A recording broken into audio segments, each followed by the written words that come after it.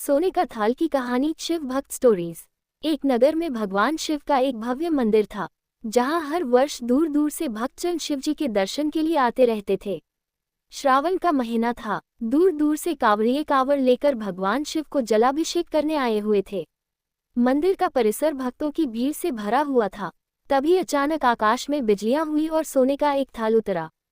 उसी के साथ एक भविष्यवाणी हुई कि जो कोई भगवान शंकर का सच्चा भक्त और प्रेमी होगा, उसी को ये थाल मिलेगा।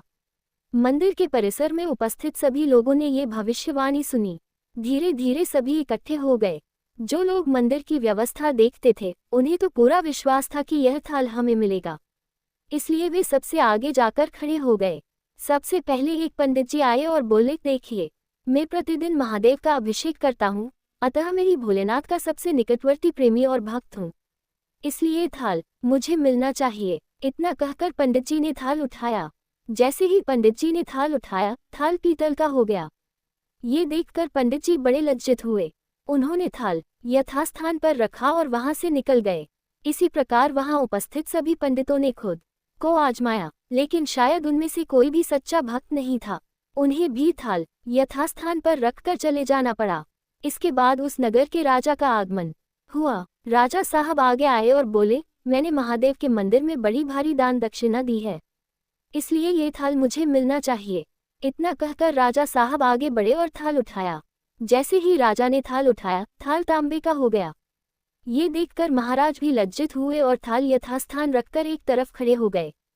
इसके बाद इसी तरह एक से बढ़कर एक दानी महात्मा और भक्त पधारे और थाल उठाया, लेकिन किसी के हाथ में कुछ और किसी के हाथ में कुछ हो गया, लेकिन सोने का नहीं रहा। तब लोगों को पता चला कि हम में से कोई भी महादेव का सच्चा भक्त नहीं है। उसी समय एक किसान का आगमन हुआ। वो बेचारा महीनों बाद आज चातुर्मास के सोमवार के शुभ अवसर पर शिवजी के दर्शन करने आया था। गरीबी और गृहस्थी के बोझ तले दबा दिन रात खेतों में मेहनत मजदूरी करके अपना और अपने परिवार का गुजारा करता था। अभी रास्ते में आ ही रहा था कि कोई भिखारी मिल गया और कुछ खाने को मांगने लगा। इस किसान को दया आ गई। अपने खाने के लिए जो खाना लाया था वो उसने उस भिखारी को दे दिया। थाल के बारे में इसने भी सुना था, लेकिन इसने उस ओर कोई ध्यान ही नहीं दिया। सीधा मंदिर में गया और महादेव का पूजन करके बाहर आ गया। परिक्रमा करके जाने को हुआ, तभी पीछे से एक व्यक्ति बोला, भाई, तुम भी थाल को उठाकर देख लो, हो सकता है तुम ही वह सच्चे भक्त हो जिसके लिए ये थाल आया है। किसान को लगा वह व्यक्ति उसका मजाक बना रहा है। किसान ने हंसते हुए कहा, भाई, मैं तो कभी कोई पूजा पाठ भी नहीं करता, महीनों ने एक आध बार मंदिर आ पाता हूँ, मैं कायका का सच्चा भक्त। वह अजनबी बोला, भाई, हम तो देख चुके हैं, हमारी भक्ति तो दो कौड़ी की भी नहीं है, अब तुम भी अपना हाथ लगाकर देख लो। सोने का थाल मिले न मिले, किंतु पता चल जाएगा कि तुम्हारी भक्ति में कितनी सच्चाई है। एक लोगों के बहुत आग्रह करने पर आखिर उस भोल भाले किसान ने जाकर थाल उठा ही लिया। जैसे ही उसने थाल उठाया, लोगों के आश्चर्य का ठिकाना नहीं रहा। सोने का थाल रोशनी से चमचमाने लगा। ये देख सब लोगों में खुशियों की लहर दौड़ गई। सभी लोग उसके जयकारे लगाने लगे और पूछने लगे कि भाई, तुम ही सच्चे भक्त हो, अब हमें भी बता दो कि कैसी भक्ति करते हो जिससे महादेव तुमसे इतने प्रसन्न है।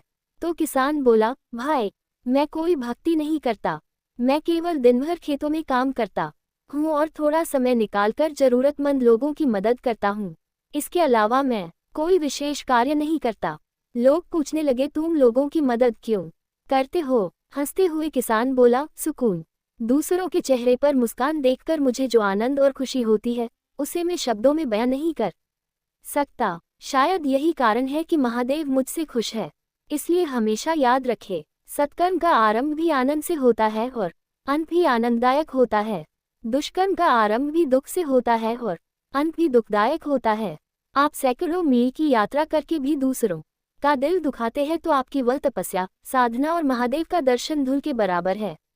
अगर आपको हमारी कहानी पसंद आए तो हमारे चैनल को लाइक करें, सब्सक्राइब करें, शेयर करें और कमेंट में हर हर महादेव जरूर लिखें। ओम नमः शिवाय।